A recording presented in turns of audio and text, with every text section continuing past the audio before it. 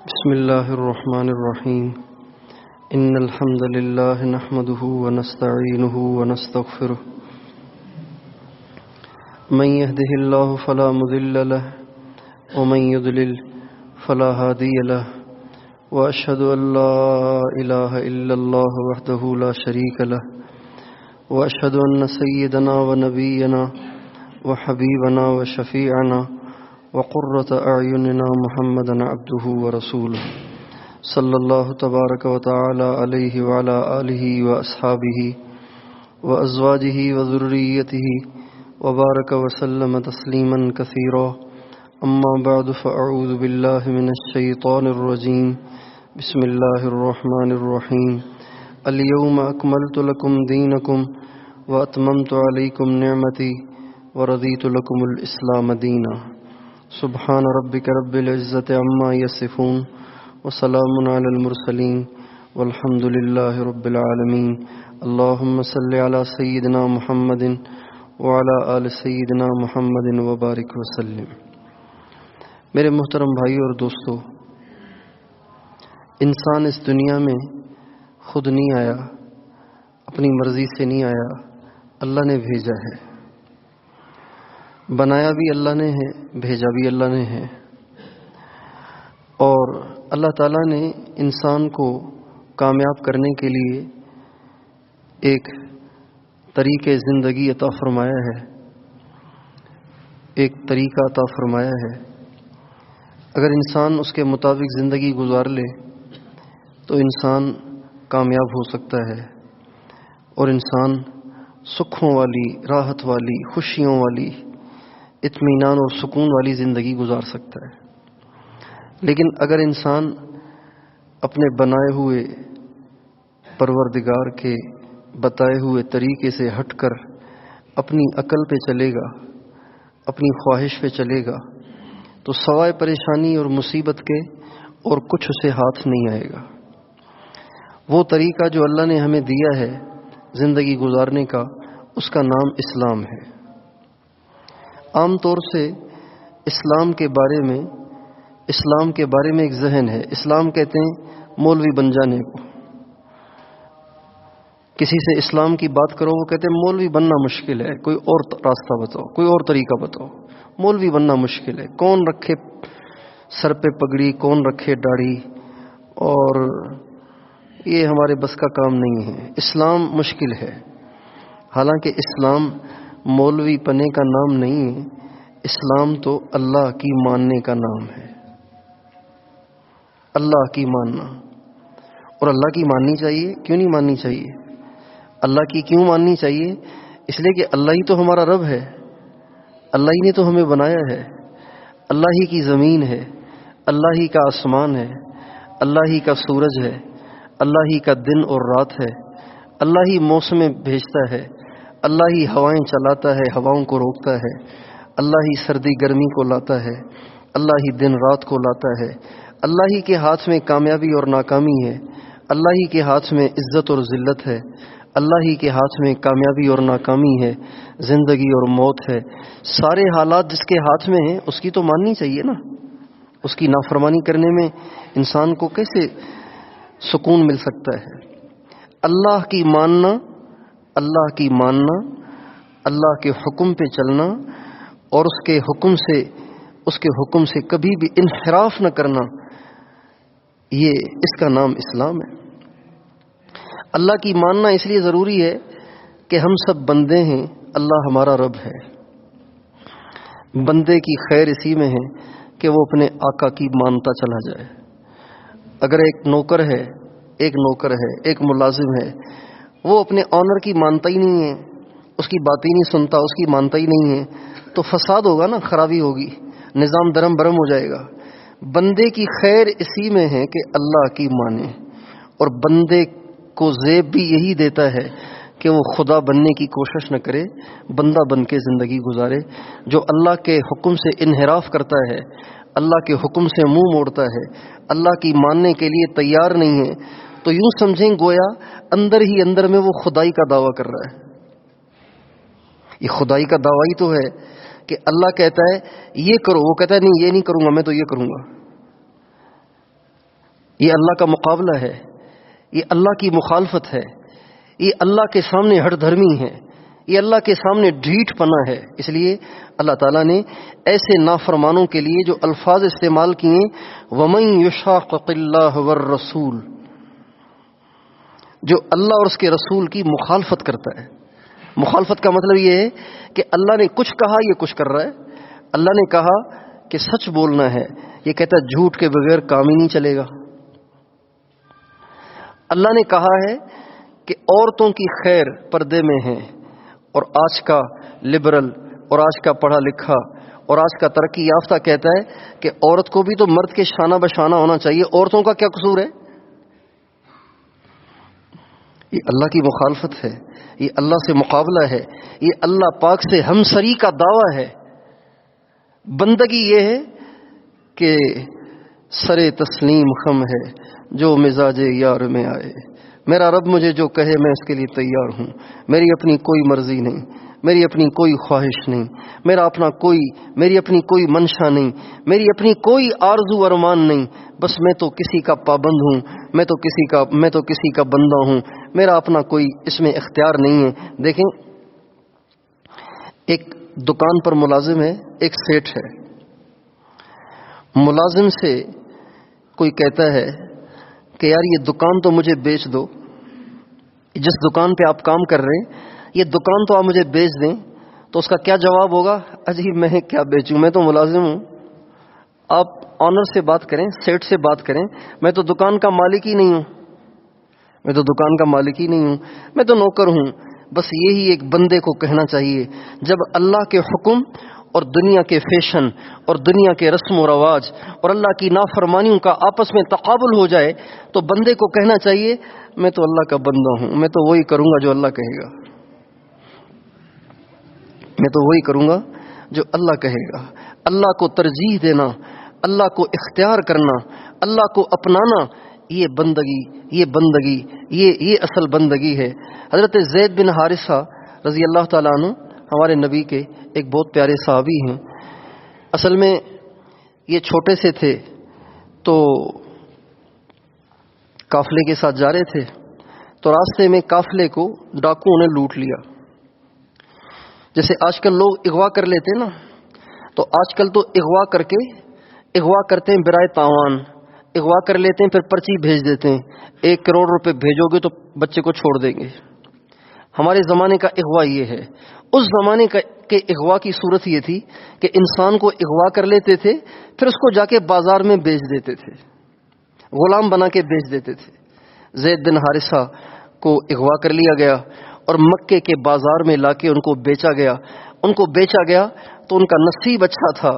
اللہ کسی کا نصیب اچھا کرے تو اس کے لیے راہیں بڑی آسان ہو جاتی ہیں، اس کے لیے اس کا مستقبل بڑا اچھا ہو جاتا ہے اگر کسی کی اللہ کے ہاں خیر لکھی ہو۔ حضرت زید بن حارثہ کے لیے بظاہر تو یہ خیر نہیں تھی کہ وہ ماں سے بھی جدا ہو گئے، باپ سے بھی جدا ہو گئے، خاندان سے بھی جدا ہو گئے اور ان کو اغوا کر لیا گیا، لیکن اللہ وہ ذات ہے جو شر میں سے بھی خیر کو نکالتا ہے۔ چنانچہ ان کو جب مکے کے بازار میں بیچا گیا تو حکیم بن حزام نے ان کو خریدا، اور جب حضرت اما خدیجۃ الکبریٰ رضی اللہ تعالی عنہا کا ہمارے نبی کے ساتھ نکاح ہوا تو حکیم بن حزام نے حضرت زید بن حارثہ کو حضرت خدیجہ کو ہدیہ کر دیا۔ چنانچہ وہ ہمارے نبی کے خادم اور غلام بن کر حضرت خدیجہ کے گھر میں زندگی گزارنے لگے۔ جب ہمارے نبی نے نبوت کا اعلان کیا تو یہ بھی مسلمان ہو گئے۔ ابتدائی مسلمانوں میں 4 آدمی ہیں جو سب سے پہلے مسلمان ہوئے، وہ 4 آدمی ہیں۔ ایک حضرت خدیجۃ الکبریٰ ہیں، ایک حضرت علی ہیں، ایک حضرت ابوبکر صدیق ہیں، اور تیسرے حضرت زید بن حارثہ ہیں۔ یہ 4 سب سے پہلے اس اسلام لانے والے، اس امت کے سب سے پہلے جو اشخاص ہیں وہ یہ 4 ہیں۔ چنانچہ حضرت زید بن حارثہ اللہ کے نبی کے پاس زندگی گزارتے رہے، لیکن ان کے باپ کو ان سے بڑی محبت تھی۔ بعض لوگوں کو اپنے بچوں کے ساتھ دیوانگی والی محبت ہوتی ہے، مجنونانہ محبت ہوتی ہے، اور محبت میں بہت زیادہ غلو ہوتا ہے۔ ان کے باپ کو بھی ان سے کچھ اسی طرح سی محبت تھی، ایسی محبت تھی کہ جب یہ اغوا ہو گئے تو ان کا باپ اپنے ہوش و حواس کھو بیٹھا اور پاگلوں جیسی باتیں کرنے لگ گئے، اور سارا دن وادیوں میں گھومتے تھے، پہاڑوں پہ چڑھتے تھے، جنگلوں میں جاتے تھے، صحراؤں میں گھومتے تھے اور کہتے تھے اے زید تو کہاں چلا گیا ہے؟ بقیت علی زید ولم ادر ما فعل احی فیرجا ام اتا دونہ الاجل فیا لیت شعری هل لک الدہر رجعۃ فیا لیت شعری هل لک الدہر رجعۃ، اے زید میں تیری جدائی میں رو رہا ہوں اور مجھے پتہ نہیں کہ تو زندہ بھی ہے یا تو مر گیا ہے، پتہ نہیں کسی سخت زمین میں تو دفن ہو گیا ہے یا کسی نرم زمین نے تمہیں نگل لیا ہے۔ اے زید کاش کہ مجھے پتا ہوتا کہ تو کبھی تو میرے پاس واپس لوٹے گا، اور اے زید تیری جدائی میں میرا حال یہ ہے کہ جب کبھی سورج نکلتا ہے تو بھی تیری یاد آتی ہے، بارشیں برستی ہیں تو بھی تو مجھے یاد آتا ہے، ہوائیں چلتی ہیں تو بھی تو مجھے یاد آتا ہے، اور اے زید میں صرف خود تجھے نہیں ڈھونڈوں گا، اگر میں تجھے ڈھونڈتے ڈھونڈتے مر گیا اور تجھے نہ پا سکا تو اپنے سارے بچوں کو وصیت کرتا جاؤں گا کہ میرا ایک ایک بیٹا تجھے اسی طرح تلاش کرے گا اور تجھے تلاش کرتے کرتے اونٹوں کو تھکا دے گا۔ اتنا ان کے باپ ان کو یاد کرتے تھے۔ اللہ کی شان، ایک دفعہ ان کے خاندان کا آدمی مکہ معظمہ آیا اور اس نے دیکھا کہ زید طواف کر رہے ہیں بیت اللہ کا، تو بڑا خوش ہوا اور اس نے کہا تجھے پتہ ہے تیرا باپ تو پاگل ہو گیا ہے، تیری یاد میں تو وہ اس کا عجیب حال ہو گیا ہے، تو چل میرے ساتھ تاکہ تجھے تیرے باپ سے ملاؤں۔ تو حضرت زید کہنے لگے میں تو نہیں جاتا ہوں، بس آپ میرے والد کے پاس جائیں اور ان کو جا کے میری طرف سے یہ شعر سنائیں، جس شعر کا مطلب یہ تھا کہ میرے ابا جان آپ پریشان نہ ہوں، میں یہاں بیت اللہ کے پڑوس میں رہتا ہوں، ایسے کریم لوگوں کے پاس رہتا ہوں کہ جن کی تعریف کے لیے میرے پاس الفاظ نہیں ہیں۔ چنانچہ جب یہ قوم کا آدمی اس نے آ کے حضرت زید کے باپ حارثہ کو بتایا کہ آپ کا بیٹا تو مکے میں بیٹھا ہوا ہے، تو اس کا باپ اپنی ساری جمع پونجی لے کر اپنے بھائی یعنی حضرت زید کے چچا کو لے کر اپنی قوم کے لوگوں کو لے کر سیدھا مکے پہنچا اور پوچھتے پاچھتے ہمارے نبی کے پاس آیا اور ہمارے نبی سے کہنے لگا اے محمد آپ تو بیت اللہ کے پڑوسی ہیں، آپ کے آباء و اجداد کی بڑی سخاوت کا شہرہ ہے، آپ سے ہماری ایک درخواست ہے کہ آپ منہ مانگی ہم سے رقم لے لیں، آپ جو کہیں گے ہم آپ کو ادا کر دیں گے، آپ میرا بیٹا میرے حوالے کر دیں۔ ہمارے نبی نے کہا آپ پریشان نہ ہوں، ہم آپ سے کوئی رقم نہیں لیں گے، اور اگر آپ کا اصرار ہے تو ہم آپ کا بیٹا آپ کے حوالے کر دیتے ہیں اور آپ سے ہم ایک پیسہ بھی نہیں لیتے۔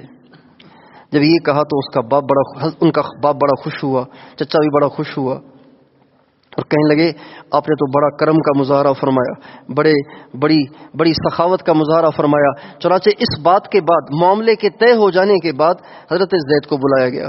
جب حضرت زید مجلس میں آئے جہاں سرکار دو عالم صلی اللہ علیہ وسلم بھی تشریف فرما تھے، اور اسی مجلس میں ان کا باپ بھی موجود تھا، ان کا چچا بھی موجود تھا، اب حضرت زید کے لیے بہت بڑا امتحان ہے کہ وہ اللہ کے رسول کو اختیار کرے یا اپنے باپ اور چچا کو اختیار کرے۔ چنانچہ جب وہ مجلس میں آئے تو آتے ہی باپ نے ان کو بشارت دی اور کہا بیٹا تجھے مبارک ہو، اللہ نے تیری غلامی سے جان چھڑا دی ہے اور اب ہم تجھے لینے آئے ہوئے ہیں، ہم تو بہت بڑی قیمت بھی لے کے آئے تھے لیکن یہ محمد بڑے سخی ہیں، انہوں نے تو مفت ہی آپ کو ہمارے حوالے کر دیا ہے، تو اب چلیں آپ کی امی بھی آپ کا انتظار کر رہی ہیں، آپ کی بہنیں بھی آپ کا انتظار کر رہی ہیں۔ تو حضرت زید نے سوچا نہیں، یہ نہیں کہا ابو مجھے سوچنے کا موقع دیں میں ذرا سوچ کے فیصلہ کروں گا، یہ نہیں کہا، بلکہ بے اختیار بے باک ہو کر اپنے باپ سے کہا ابو میں کبھی بھی حضرت محمد صلی اللہ علیہ وسلم کو چھوڑ کے آپ کو اختیار نہیں کر سکتا۔ تو ان کے باپ کہنے لگے زید تجھے کیا ہو گیا؟ چچا کہنے لگے زید تجھے کیا ہو گیا؟ تو باپ کو چھوڑ رہا ہے، ماں کو چھوڑ رہا ہے، وہ ماں جو تیری محبت میں پاگل ہو گئی اور وہ بہنیں جو رو رو کے تیرے لیے پاگل ہو گئیں، تو ان کو چھوڑ رہا ہے اور ان کو اختیار کر رہا ہے، ان میں تو نے دیکھا کیا ہے؟ حضرت زید کہنے لگے میں نے ان میں وہ کچھ دیکھا ہے جو مجھے دنیا میں کہیں اور نظر نہیں آتا۔ ابا جان آپ واپس چلے جائیں، میری امی کو سلام کہیں، میری بہنوں کو سلام کہیں، میں حضرت محمد صلی اللہ علیہ وسلم پہ کسی کو ترجیح نہیں دے سکتا۔ یہ حضرت زید نے فیصلہ سنایا۔ ہمارے نبی اس فیصلے سے اتنے خوش ہوئے کہ آپ علیہ السلام نے ایک دم حضرت زید کو اپنی گود میں اٹھا لیا اور گود میں اٹھا کے آپ حرم شریف میں آئے، بیت اللہ شریف میں آئے، اور بیت اللہ شریف میں آ کے آپ نے اعلان فرمایا یا من حضر اشہدوا ان زیدن ابنی یرثنی و ارثہ، اے مکے کے لوگوں گواہ رہنا، آج کے بعد زید میرا غلام نہیں بلکہ آج کے بعد زید میرا بیٹا ہے۔ اللہ کا حکم ایک طرف ہو اور ساری دنیا دوسری طرف ہو، بندے کو یہی زیب دیتا ہے کہ وہ ساری دنیا سے منہ موڑ لے، اللہ سے منہ نہ موڑے، اللہ کے حکم کو نہ چھوڑے، اللہ کی منشا کو نہ چھوڑے، اللہ کی مرضی کو نہ چھوڑے۔ اس کا نام اسلام ہے۔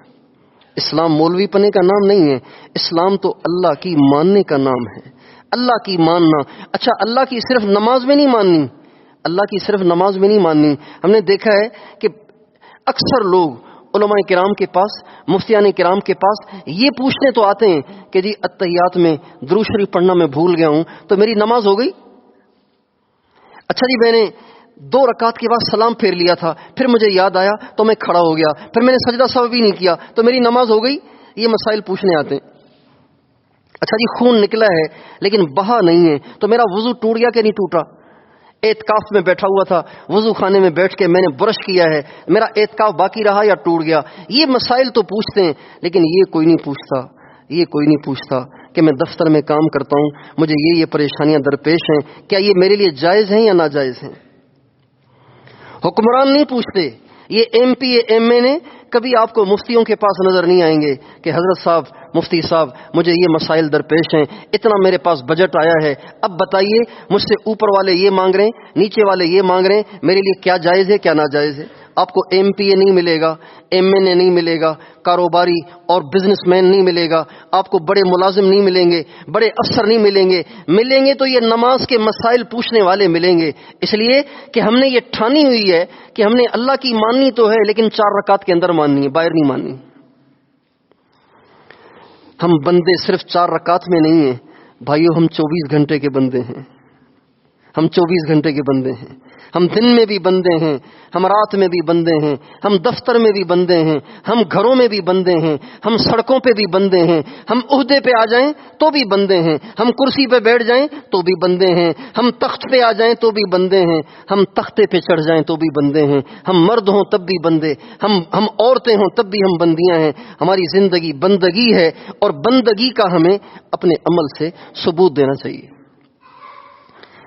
ایک بہت بڑے بزرگ گزرے، حضرت بشر بن حارث رحمۃ اللہ علیہ، ان کو بشر حافی بھی کہتے ہیں، بہت بڑے اللہ والے گزرے ہیں، لیکن شروع میں ان کا حال اچھا نہیں تھا، شرابی تھے، شراب، ناچ گانا، یہ زندگی کا سب سے زیادہ ان کا محبوب مشغلہ تھا۔ اچھا خاصا اللہ نے گھر دیا ہوا تھا ان کو، اچھا خاصا گھر دیا ہوا تھا، دوست یار جمع ہوتے تھے رات کو ان کے پاس، دوست یار جمع ہوتے تھے ان کے پاس، اور پھر وہاں ساز و سرود کی محفل سجتی تھی، رنڈیاں ناچتی تھیں، شرابیں پی جاتی تھیں، برائیاں بدکاریاں ہوتی تھیں، یہ ان کے گھر کا روزانہ کا معمول تھا۔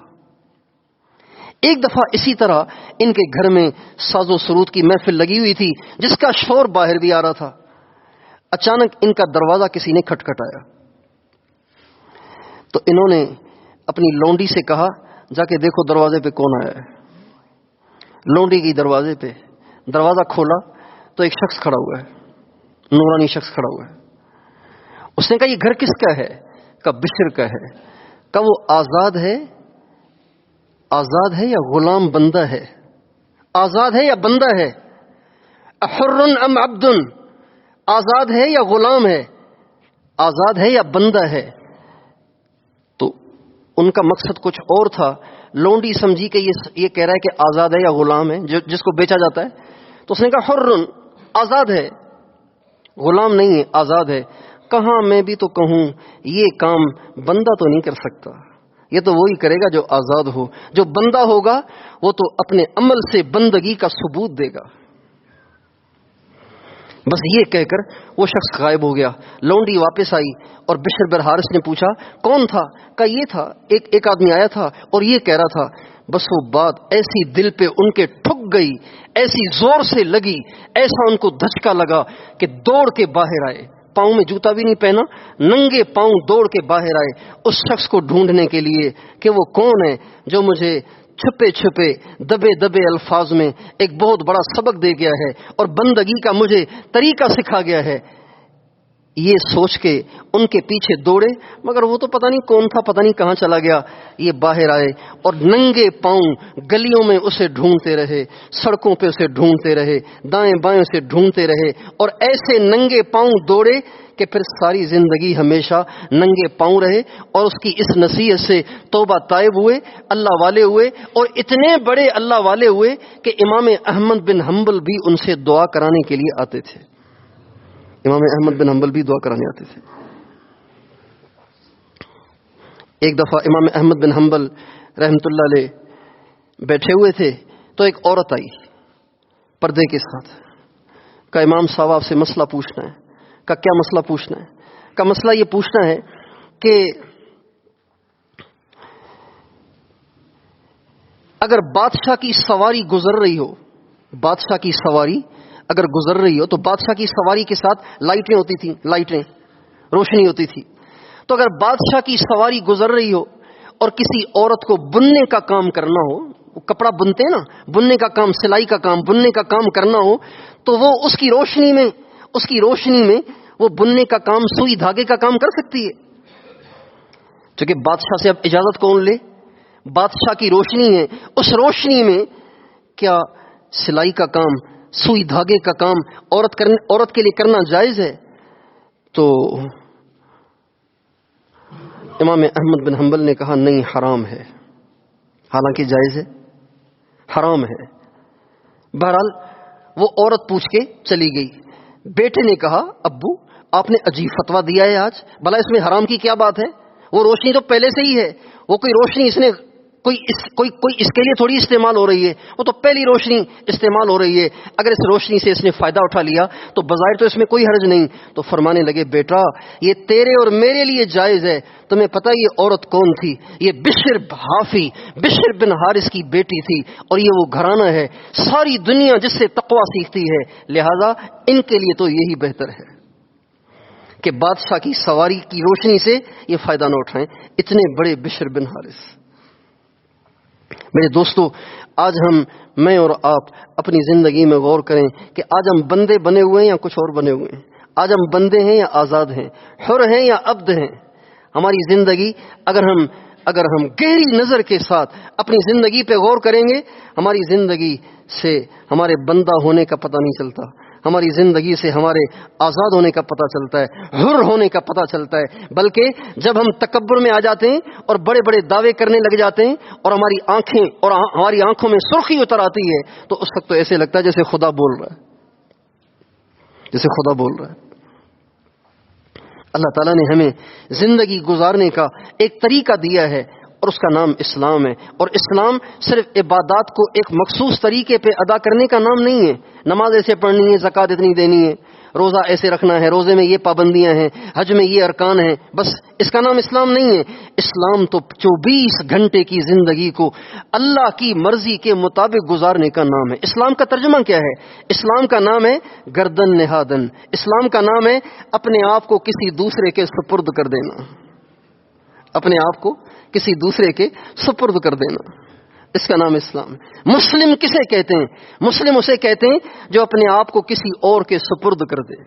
اللہ تعالیٰ نے قرآن پاک میں ابراہیم علیہ السلام کے بارے میں بتایا کہ ہم نے ابراہیم علیہ السلام سے کہا اسلم، ابراہیم اسلم، اپنے آپ کو حوالے کر دو۔ ابراہیم علیہ السلام کہنے لگے اسلمت لرب العالمین، اے اللہ میں نے اپنی ساری مرضیاں چھوڑ دیں، میں نے اپنے سارے اختیارات قربان کر دیے، میں اپنے آپ کو تیرے حوالے کر دیتا ہوں۔ ابراہیم علیہ السلام نے اپنے آپ کو اللہ کے حوالے کیا تو اللہ تعالیٰ کی طرف سے دھڑا دھڑ حکم آنا شروع ہو گئے، اب یہ کرنا ہے، اب یہ کرنا ہے، اب یہ کرنا ہے، اور ایک سے ایک مشکل حکم آگ میں پھینک دیے گئے، آگ میں چلے گئے۔ ماں باپ سے جدائی برداشت کرنے کا حکم ہوا، ماں باپ سے جدائی برداشت کر لی۔ وطن چھوڑنے کا حکم ہوا، وطن کو چھوڑ دیا۔ بڑھاپے میں بچہ ہوا، حکم ہوا کہ اپنے بچے کو بھی اپنی بیوی کو بھی دونوں کو جا کے ریگستان میں چھوڑ کے آ جاؤ۔ اس کے لیے بھی تیار ہو گئے۔ اب تم نے ملنے نہیں جانا تو ملنے نہیں گئے، اب جاؤ تو ذبح کر کے آؤ تو ذبح کرنے کے لیے تیار ہو گئے۔ فلما اسلم وتلہ للجبین ونادیناہ ان یا ابراہیم قد صدقت الرؤیا انا کذلک نجزی المحسنین. ابراہیم علیہ السلام کو اللہ نے خواب دکھایا، خواب میں حکم دیا کہ حضرت اسماعیل کو ذبح کر دو. ابراہیم علیہ السلام آئے اتنے عرصے کے بعد بچے سے ملنے کے لیے، اور آ کے بیوی سے کہا بچے کو تیار کرو، میں نے اپنے دوست سے اس کو ملوانے لے کر جانا ہے. بچے کو لیا اور چلتے چلتے ایک ایسی جگہ پہنچے جہاں پہ آس پاس کوئی انسان نہیں تھا، تنہائی مل گئی. تو بیٹے کو الگ سے بٹھا کے کہا یا بنی انی ارا فی المنام انی اذبحک فانظر ماذا ترى. میرے بچے، مجھے اللہ نے حکم دیا ہے کہ تجھے ذبح کر دوں، تو تو ذرا سوچ کے بتانا، فانظر سوچ کے بتانا کہ کیا کرنا چاہیے. فانظر سوچ کے بتانا، سوچ کے بتانا. تجھے اختیار ہے، بے شک چند لمحے بیٹھ کے سوچو، سوچ کے فیصلہ کرو کہ اب کیا کرنا چاہیے. اللہ اکبر. بچے نے کہا ابو اس میں سوچنے کی کیا بات ہے. ابراہیم علیہ السلام نے اختیار دیا سوچنے کا. انہوں نے سوچنے کے لیے ٹائم ہی نہیں مانگا، سوچنے کے لیے ٹائم ہی نہیں مانگا، بلکہ فرمانے لگے یا ابت افعل ما تؤمر ستجدنی انشاء اللہ من الصابرین. ابو اس میں سوچنے کی کیا بات ہے، بس جو اللہ نے آپ سے کہا ہے آپ اسے کر گزریں، آپ دیکھیں گے کہ آپ کا بیٹا آپ کو صبر کر کے دکھائے گا. اصل بات جو ہے نا سنانے کی وہ آگے آ رہی ہے. اب جب بیٹا بھی تیار ہو گیا، باپ تو پہلے ہی تیار تھا. اب جب ان کو لٹایا باپ ذبح کرنے کے لیے تیار، بیٹا ذبح ہونے کے لیے تیار، اور ان کو لٹا بھی لیا اور اپنے گھٹنے کو ان کے سینے پہ رکھ بھی لیا اور ان کے پیشانی کے بالوں سے پکڑ کر ان کی گردن کو اوپر بھی اٹھا لیا اور دائیں ہاتھ سے چھری کو پکڑ کے ان کی گردن پہ رکھ بھی لیا. یہ جو سارا منظر ہے نا، اس کو اللہ کہتے ہیں فلما اسلم وتلہ للجبین ونادیناہ ان یا ابراہیم قد صدقت الرؤیا انا کذلک نجزی المحسنین. اللہ کہتے ہیں جب اسماعیل اور ابراہیم دونوں اسلام لے آئے. ارے کیا حضرت ابراہیم حضرت اسماعیل اسی دن مسلمان ہوئے؟ نہیں. اللہ کہہ رہے ہیں فلما اسلم، جب ابراہیم بھی اپنے بچے کو ذبح کرنے کے لیے تیار ہو گئے، اپنے آپ کو حوالے کر دیا، اسماعیل نے بھی اپنے آپ کو حوالے کر دیا ذبح ہونے کے لیے. وَتَلَّهُ لِلْجَبِينِ، اور پیشانی کے بل لٹایا. جب اس کے گلے پہ چھری پھیری تو ہم نے آواز دی یا ابراہیم قد صدقت الرؤیا انا کذلک نجزی المحسنین. ابراہیم آپ بھی پاس ہو گئے، آپ کا بیٹا بھی اس امتحان میں پاس ہو گیا. اسلام اس کا نام ہے کہ بندہ اپنے آپ کو اللہ کے حوالے کر دے، کوئی مرضی نہیں. جو لوگ اسلامی احکام میں لاجک تلاش کرتے ہیں نا، تو وہ ایک دن آتا ہے کہ وہ مرتد ہو جاتے ہیں، اسلام کے انکاری ہو جاتے ہیں. اسلام کے احکام میں لاجک نہیں تلاش کی جاتی، بلکہ اسلام تو مذہب ہی بندگی کا ہے. بندہ ہونے کا ثبوت یہی ہے کہ یہ نہ پوچھے بندہ کیوں، اسلام میں کیوں نہیں ہے. اسلام میں لبیک ہے. اسلام میں کیوں نہیں ہے؟ اسلام میں لبیک ہے. اللہ نے کہا حج کرو، تو کہنے والے کہیں گے اللہ میاں آپ کے حج کرنے والے اور بھی تو بہت سارے، گھر تو آپ کا آباد ہے، خالی تو ہوا نہیں، تو اب ہمیں آپ کیوں بلا رہے ہیں؟ نہیں، بندے کو یہی ہے کہ لبیک لبیک اللہم لبیک لبیک لبیک کہتا ہوا بھاگا ہوا اللہ کے در پہ حاضری کے لیے پیش ہو جائے. میرے دوستو، اسلام اسی کا نام ہے کہ ہماری اپنی زندگی کی ساری مرضیاں ختم ہو جائیں. بس ہم اللہ کے بندے ہیں، ہمیں اللہ کی ماننی ہے. ہماری سمجھ میں آئے تو بھی ماننی ہے، ہماری سمجھ میں نہ آئے ہمیں تو بھی ماننی ہے. حضرت علی المرتضیٰ رضی اللہ تعالیٰ عنہ کا ارشاد ہے لو کان الدین بالرأی، اگر اسلام کا تعلق عقل سے ہوتا، سمجھ سے ہوتا، تو اسلام موزوں کے نیچے مسح کرنے کا حکم دیتا، موزوں کے اوپر مسح کرنے کا حکم نہ دیتا. بھئی جب آپ موزے، چمڑے کے موزے پہن کے چلتے ہیں تو اوپر کا حصہ میلا ہوتا ہے یا نیچے کا حصہ میلا ہوتا ہے؟ بتائیے. نیچے کا حصہ میلا ہوتا ہے. جبکہ جب وضو کرنا ہے اور مسح کرنا ہے تو نیچے کو کچھ بھی نہیں کرنا، اس کو میلا ہی رہنے دو، اور جو اوپر پہلے سے صاف ہے آپ اس پہ گیلا ہاتھ پھیر رہے ہیں، حضرت علی فرماتے ہیں اسلام عقل سے نہیں ہے، اسلام تو بندگی ہے، اسلام تو بندگی ہے، اسلام تو سر تسلیم خم کر لینے کا نام ہے، اپنے آپ کو اللہ کے سامنے جھکا دینے کا نام ہے، اللہ پاک کے حوالے کر دینے کا نام ہے۔ اے اللہ میرے بزنس میں میری کوئی مرضی نہیں، میں بزنس ویسے کروں گا جیسے تو چاہتا ہے۔ اے اللہ میری حکومت میں کوئی مرضی نہیں، میں حکومت ویسے کروں گا جیسے تو چاہتا ہے۔ اے اللہ میری شادیوں میں کوئی مرضی نہیں، میری برادری کیا کہتی ہے، میرا جرگہ کیا کہتا ہے، میری قوم کیا کہتی ہے اور میرے علاقے والے کیا کہتے ہیں، میری کوئی مرضی نہیں، بس میں تو ویسے شادی کروں گا جیسے تیری مرضی۔ اس کا نام اسلام ہے۔ اپنی 24 گھنٹے کی زندگی کو اللہ کے حوالے کر دینا، اپنی مرضی سے دستبردار ہو جانا، اس کا نام اسلام ہے۔ تو بھائی اگر یہ والا اسلام آج مسلمانوں میں زندہ ہو جائے، خدائے پاک کی قسم اللہ تعالیٰ ہماری دنیا کو بھی جنت بنا دیں گے، ہمیں زندگی کا سکون دے دیں گے، ہمیں برکتیں دے دیں گے، ہمارے دشمن کو اللہ زیر و زبر کر دیں گے، ہمارے دشمن کے خلاف اللہ ہماری مدد کریں گے اور ہمیں برکتیں دیں گے، رحمتیں دیں گے، زندگی کا سکون دیں گے، دل کا اطمینان دیں گے۔ چنانچہ اللہ تعالیٰ فرماتے ہیں من عمل صالحا من ذکر او انثى وهو مؤمن فلنحيينه حیاة طیبہ وَلَنَجْزِيَنَّهُمْ أَجْرَهُمْ بِأَحْسَنِ مَا كَانُوا يَعْمَلُونَ۔ اللہ فرماتے ہیں جو مرد جو عورت اللہ کی مان کر زندگی گزارے گا، اللہ قسم کھا کے فرماتے ہیں میں ضرور بضرور اس کی زندگی خوبصورت بنا دوں گا۔ اور زندگی سے مراد آخرت کی نہیں، دنیا کی زندگی ہے۔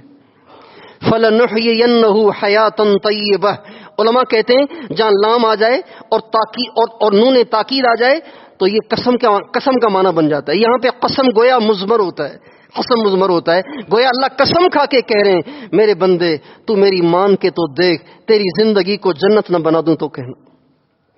تو بھائیو میں اور آپ نیت کریں کہ آج کے بعد اپنی کوئی مرضی نہیں، اپنی کوئی خواہش نہیں، اپنا کوئی ارادہ نہیں، اپنی کوئی آرزو نہیں، دنیا کیا کہہ رہی ہے ہم کان بند کر لیں، ہم یہ دیکھیں کہ میرا اللہ کیا کہہ رہا ہے، میرے حضور کیا کہہ رہے ہیں۔ اللہ کی ماننا، اللہ کی سننا، اللہ کے نبی کی ماننا، اللہ کے نبی کی سننا، اس کے مطابق اپنی زندگی گزارنا، اس کا ہم تہیہ کر لیں، اس کا ہم عزم کر لیں، اس کو ہم طے کر لیں، اللہ تعالیٰ ہماری دنیا بھی بنا دے گا اس کی برکت سے، آخرت بھی بنا دے گا۔ اب یہ ایک نظریہ ہے کہ کامیابی اللہ کی ماننے میں ہے۔